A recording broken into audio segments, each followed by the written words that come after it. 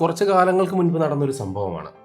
അതായത് കോവളം നിയോജക മണ്ഡലത്തിലെ CPMന്റെ തോട്ടം ബ്രാഞ്ച് കമ്മിറ്റി ഓഫീസ് BJP ഏറ്റെടുക്കുന്നൊരു സംഭവം ഉണ്ടായി.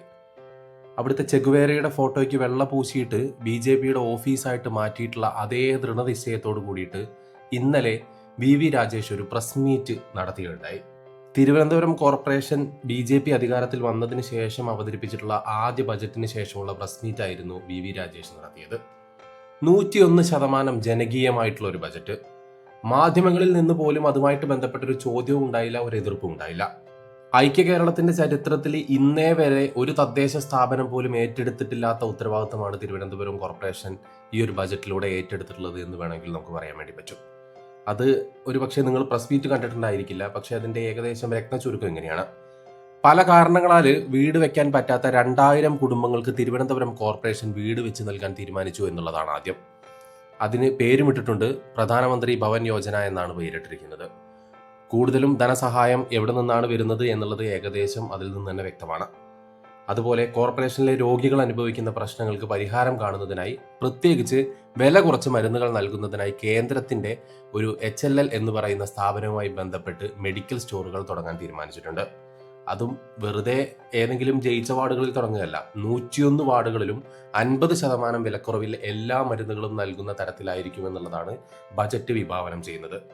അതിനോടൊപ്പം തന്നെ ചേർത്ത് പറയേണ്ട ഒരു കാര്യമാണ്, 2 വാർഡുകൾ ചേർത്തുകൊണ്ട് രോഗികൾക്ക് ബ്ലഡ് ടെസ്റ്റ് ചെയ്യാൻ വേണ്ടിയിട്ട് ഒരു ക്ലിനിക്ക് ലാബ് സൗകര്യം, അതായത് ഏകദേശം 50 ലാബുകളാണ് തിരുവനന്തപുരം കോർപ്പറേഷൻ ഈ ഒരു തരത്തിൽ സൗജന്യമായിട്ടോ അതല്ലെങ്കിൽ സൗജന്യ നിരക്കിലോ ബ്ലഡ് ടെസ്റ്റ് അതല്ലെങ്കിൽ മറ്റ് ടെസ്റ്റുകൾക്ക് വേണ്ടിയിട്ടുള്ള ലാബുകൾ സജ്ജീകരിക്കാൻ പോകുന്നത്.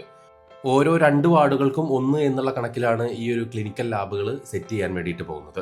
കേന്ദ്ര സർക്കാർ സ്ഥാപനങ്ങളുമായിട്ട് ചേർന്നുകൊണ്ട് തന്നെ സ്കാനിംഗ് സെന്റർ തുടങ്ങുമെന്നും ബജറ്റിൽ പറയുന്നുണ്ട്. അതും 1-ൽ കൂടുതലാണ്. എന്താണോ നിലവിൽ നമ്മൾക്കിപ്പോൾ കിട്ടിക്കൊണ്ടിരിക്കുന്ന റേറ്റ്, ഇതുമായിട്ട് ബന്ധപ്പെട്ട് വരുന്ന ചെലവ്, ഇതെല്ലാം തന്നെ നേർപകുതിയായിട്ട് കുറയ്ക്കുമെന്നുള്ളതാണ് ബജറ്റിലെ പ്രധാനമായിട്ടുള്ള വാഗ്ദാനം എന്ന് പറയുന്നത്. ഏകദേശം പ്രൈവറ്റ് ഹോസ്പിറ്റലുകളിലെ അല്ലെങ്കിൽ അവിടുത്തെ ലാബുകളിലെയും സ്കാനിംഗ് സെന്ററുകളിലേക്കെയും കൊള്ള ലാഭം ഇതോടുകൂടെ തീരുമാനമാകുമെന്നുള്ള കാര്യം ഏകദേശം ഉറപ്പാണ് ഈ തിരുവനന്തപുരം കോർപ്പറേഷൻ പരിധിയിൽ. പിന്നെ ഒരു പ്രധാനപ്പെട്ട പ്രഖ്യാപനം എന്ന് പറയുന്നത്, കോർപ്പറേഷനിലെ ജീവനക്കാർക്കും കൗൺസിലർമാർക്കും മുൻ കൗൺസിലർമാർക്കും ന്യായവിലയ്ക്ക് സാധനം വാങ്ങാനായിട്ട് സൂപ്പർ മാർക്കറ്റ് ആരംഭിക്കുമെന്നുള്ളതാണ്. മറ്റൊരു ശ്രദ്ധേയമായ പദ്ധതി എന്ന് പറയുന്നത്, ഡൽഹി സർക്കാർ ഈ അടുത്തൊക്കെ തന്നെയും വിഭാവനം ചെയ്യുകയും അതിനുശേഷം അത് നടപ്പിലാക്കുകയും ജനങ്ങൾ ഇരുകൈയും നീട്ടി സ്വീകരിക്കുകയും ചെയ്തിട്ടുള്ള അടൽ ക്യാൻറ്റീൻ പദ്ധതിയാണ്. അതായത് 20 രൂപയ്ക്ക് നല്ല ഭക്ഷണം കിട്ടുന്ന ഒരു ക്യാൻറ്റീൻ സെറ്റപ്പ് ഈ കോർപ്പറേഷൻ പരിധിയിൽ തുടങ്ങുമെന്നുള്ളതാണ്. അത് പല സ്ഥലങ്ങളിലായിട്ട് തുടങ്ങുമെന്നാണ് പറഞ്ഞിട്ടുള്ളത്. എവിടെയൊക്കെ തുടങ്ങുമെന്നുള്ളതിലും അതല്ലെങ്കിൽ എവിടേക്ക് ഇത് സ്ഥാപിക്കാൻ പറ്റുമെന്നുള്ള കാര്യത്തിലൊക്കെ തന്നെയും മറ്റു പഠനങ്ങൾക്ക് ശേഷമായിരിക്കും ഉണ്ടാവുക.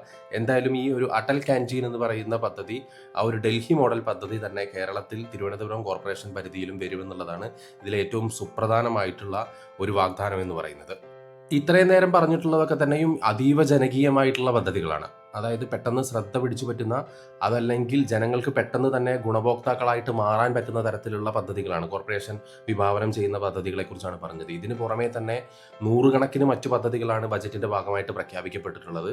അതിലേക്കൊന്നും തന്നെ പോകുന്നില്ല. പക്ഷേ ഈ ഒരു ബജറ്റിന്റെ പ്രത്യേകത എന്ന് പറയുന്നത്, പ്രതിപക്ഷം പോലും കൈയടിച്ചിട്ടുള്ള ഒരു ബജറ്റായിരുന്നു എന്നുള്ളതാണ്.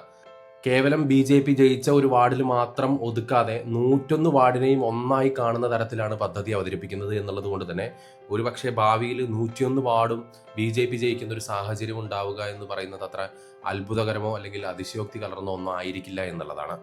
BJPയെ സംബന്ധിച്ചിടത്തോളം തിരുവനന്തപുരം കോർപ്പറേഷൻ എന്ന് പറയുന്നത് അവർക്ക് ഒരു മാതൃക കാണിച്ചു കൊടുക്കാനുള്ള അവസരമാണ്.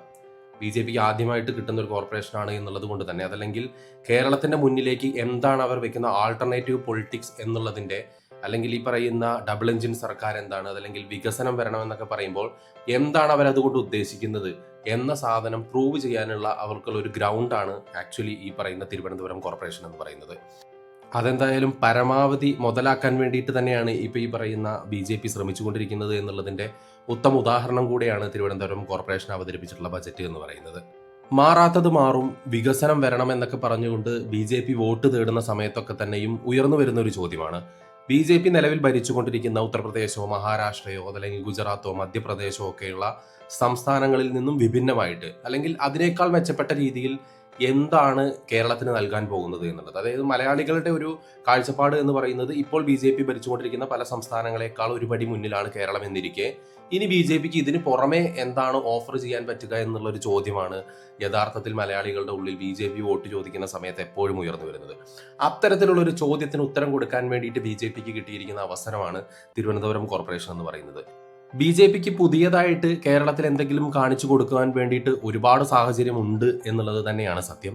അതിപ്പോൾ തിരുവനന്തപുരം കോർപ്പറേഷന്റെ കാര്യം മാത്രമല്ല, മറ്റേത് കോർപ്പറേഷൻ എടുക്കുകയാണെന്നുണ്ടെങ്കിലും അതല്ലെങ്കിൽ ഏത് തദ്ദേശ സ്വയംഭരണ സ്ഥാപനം എടുക്കുകയാണെന്നുണ്ടെങ്കിലും മാലിന്യ സംസ്കരണവുമായിട്ട് ബന്ധപ്പെട്ട്, അഴിമതി രഹിതമായിട്ടുള്ള ഒരു ഭരണവുമായിട്ട് ബന്ധപ്പെട്ട്, അതല്ലെങ്കിൽ ഈ പറയുന്ന ചുവപ്പ് നാടയിൽ കുരുങ്ങി ഫയലുകൾ കിടക്കുന്നതുമായിട്ട് ബന്ധപ്പെട്ടൊക്കെ തന്നെയും ഒരുപാട് പ്രശ്നങ്ങൾ കേരളത്തിലെ ജനങ്ങൾ ഈ പറയുന്ന തദ്ദേശ സ്വയംഭരണ സ്ഥാപനങ്ങളുമായിട്ട് അനുഭവിക്കുന്നുണ്ട് എന്നുള്ളത് കൊണ്ട് തന്നെ ഒരു മികച്ച മാതൃക തിരുവനന്തപുരം കോർപ്പറേഷനിലൂടെ BJPക്ക് മുന്നോട്ട് വെക്കാൻ സാധിക്കുകയാണ് എന്നുണ്ടെങ്കിൽ BJPയുടെ കേരളത്തിലെ വളർച്ച എന്ന് പറയുന്നത് ഈ ഒരു കഴിഞ്ഞ 10 കൊല്ലം കൊണ്ടോ അല്ലെങ്കിൽ 20 കൊല്ലം കൊണ്ടോ ഉണ്ടായതിനേക്കാൾ ഇരട്ടിയോ അല്ലെങ്കിൽ ഇരട്ടിയിലധികമോ വളർച്ച BJPക്ക് വരുന്ന 5 കൊല്ലം കൊണ്ട് കേരളത്തിൽ ഉണ്ടാക്കാൻ സാധിക്കുമെന്നുള്ളതാണ്. സോ ഒരു ഉത്തമ മാതൃകയായിട്ട് ഞങ്ങൾക്ക് ഇനി ഗുജറാത്ത് മോഡലെന്നോ ഉത്തർപ്രദേശ് മോഡലെന്നോ പറയുന്നതിന് പകരം BJPക്ക് അടുത്ത 5 കൊല്ലത്തിന് ശേഷം ഒരു തിരുവനന്തപുരം മോഡൽ എന്ന് പറഞ്ഞുകൊണ്ട് ജനങ്ങൾക്ക് മുന്നിൽ വോട്ട് ചോദിച്ച് ചെല്ലാൻ പറ്റുന്ന തരത്തിലേക്ക് VV രാജേഷ് എന്ന BJPയുടെ ആദ്യ മേയർ ഒരു കാരണമായി മാറും, അതല്ലെങ്കിൽ അതിനുള്ള ഒരു വഴിമരുന്നിടും എന്നുള്ളതിൻ്റെ സൂചന കൂടിയായിരുന്നു VV രാജേഷിൻ്റെ ബജറ്റും അതുപോലെ തന്നെ ഈ പറയുന്ന ബജറ്റിന് ശേഷമുള്ള പത്രസമ്മേളനവും.